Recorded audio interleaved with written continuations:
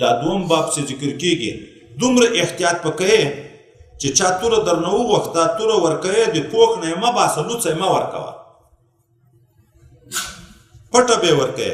ولې کله به بې اختیاره شیطان د تا د لاس نه وغورځي د ده په پښه به ولګېږي پښه به یې خوږ شي بل ځای به ولګېږي چاکو چې غبرګېږي چا چې درنه وغوښت نو خلاص به یې نه ورکوې غبرګۍ به یې ورکوې توره به په پوښ کې ورکوې که چاړه دا چې غبرګېږي نه چې چا درنه وغوښته نو هغه د تیره لوری د اوسپنې به ته په لاس کې نیسي د لاس د لوری به ده ته نیسي ولې کله بې اختیاره ور ولوېږي په ده باندې ده ته ضرر ورسوي په لیارې روان یې بازار کې جومات کې چې د خلکو د اجتماع ځای ده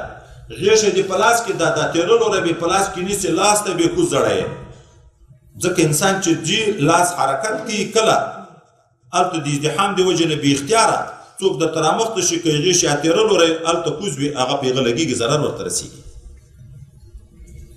یعنی د مسلمان به دومره لحاظ وي دومره چې په قاس په ټوکه په هېڅ عنوان باندې تا نه مسلمان ته ضرر ونه رسېږي اشاره به نه ورته کوې اسلحه به دغسې خلاصه نه ورکوې دا ولې خو مخکې اول ویلې چې د مسلمان وینه تویول حرام دی انسان عزت بې عزته کول حرام دی انسان مال لوټ کول حرام لکه د بیت الله حرام لکه د اشهر الحرم حرام لکه د اختر د ورځې حرمت دومره حرمات کې جمع دي اوس دا ټول نهي چې نبي علیه السلام کوي چې بل چاته به اشاره په اسلحه باندې نه کوي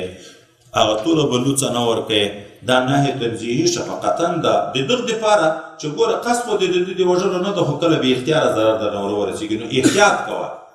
احتیاط کوه د اوله نه چې مسلمان ته په خطا باندې هم د تا نه ضرر ونه رسېږي